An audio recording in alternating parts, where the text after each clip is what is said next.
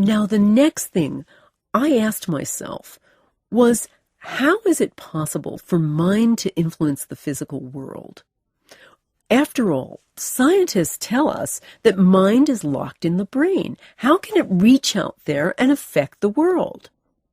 As I began talking to physicists on the frontier, I began to discover that we are communicating with our environment at every moment, and that our minds are not locked in our skull, but are much more like antenna transmitters and receivers. In fact, our brain is a little like a television set and a television station all at the same moment. To explain how we are transmitting and receiving all the time, I want to tell you about Cleve Backster. Backster is the U.S.'s leading lie detector expert. Back in the 1960s, one night, Backster was a little bit bored. He was working very late. He looked around his office, and he saw one of his plants, a Dracaena, that's a cane plant. And he thought to himself, I wonder what would happen if I attached this plant to a piece of my polygraph equipment. I wonder if it would register when I poured water in it. Now, back in the 60s, lie detector equipment consisted of a set of electrodes that you would attach to somebody's fingers, and they would be attached in turn to a readout monitor, which would be like a pen, and if someone were telling the truth, the pen would make a small squiggle. If someone were lying, let's say if they were asked, was it you who fired the gun that killed John Smith, the pen would make a giant squiggle. So Backster attached the electrodes to his Dracaena, and he started pouring water in it, and the plant reacted as though it was bored. If the plant were human, it would have been bored. So Backster thought to himself, I better do something drastic to this plant. So he thought, I'm going to light a match and burn its leaf. Now, he didn't actually do it. He only thought about doing it. And the moment he thought about it, the plant's reaction on the polygraph equipment went crazy. The pen started making a giant squiggle. And Backster looked at this. Then he went into the other room and he got a match and he lit it and he kept thinking about doing it, and the plant was going crazy. And he looked at this and he thought to himself, what was that? This plant has read my thoughts. So this Backster considered a huge watershed moment. And from then on, he started testing this. He attached all the plants in his office to polygraph equipment and started testing their reaction to various thoughts and coming and goings of the humans. He even rigged up an automated piece of equipment that would toss a batch of brine shrimp into a pot of boiling water, and he would gauge the plant's reaction to it, and the plants would all go crazy the moment the brine shrimp hit the water. And from this, Backster postulated that plants and all living things have what he called primary perception, the ability to pick up on their environment at every moment, to read thoughts of human beings, and in fact, to pick up everything. Backster was a great fan of Star Wars, and he used to think of that line Yoda said, which is, I feel a disturbance in the Force. It was like any time there was some sort of death in the environment, the plants would record it. Backster went on to test a number of other living things. He tested eggs, he tested human sperm, he tested loads of plants, he tested blood, all kinds of things, and found this same primary perception, the ability of living things to pick up their environment.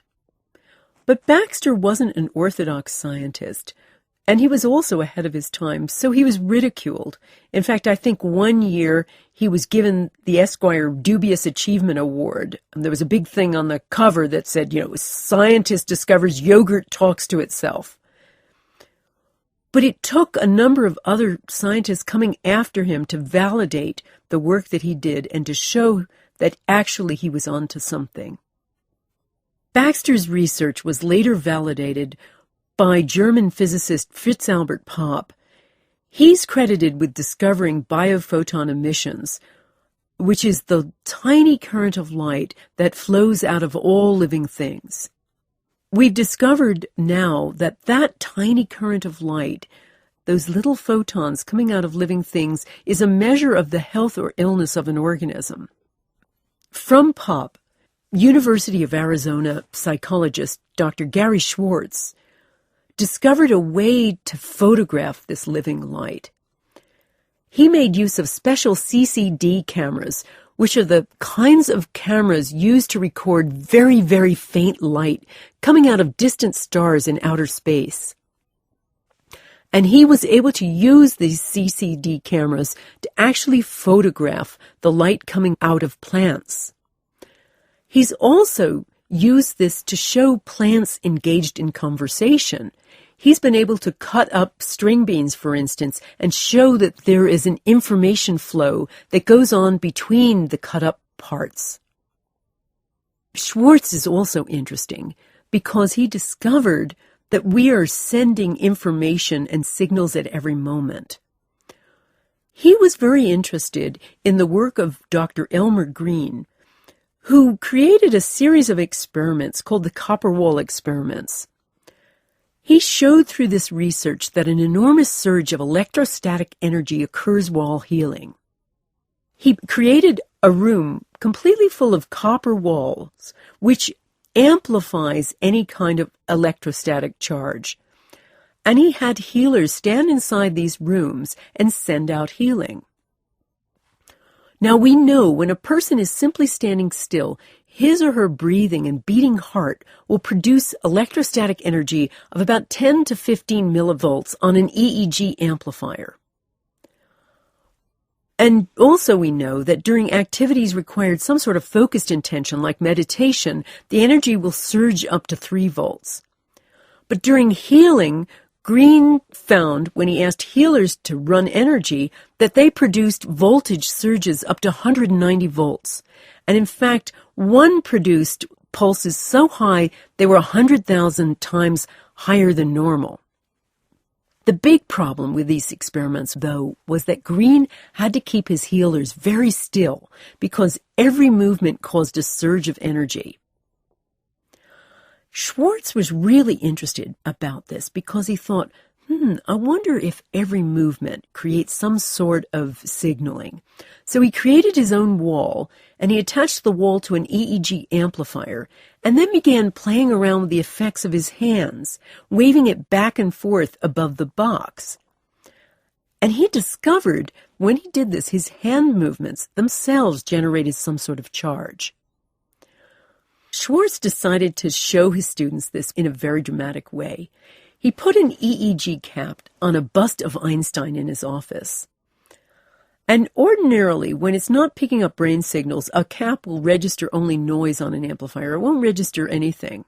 So during his experiments, Schwartz would move his hand over Einstein's head, and it would look as though the great man had suddenly experienced a eureka moment because the amplifier would show a great big spike, evidence of an electromagnetic wave.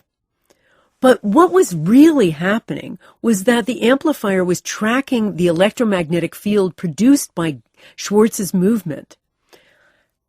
And he realized at that moment that he must be sending out a signal with every single flutter of his hand. Even more interesting, Schwartz had a student stand with his hand over Einstein's head, and then Schwartz, standing next to him, moved his hand up and down. His movement was in turn picked up by the amplifier, so the signal was passing through Schwartz's body and traveling through the student. The student was now the antenna, receiving the signal and transmitting it to the amplifier.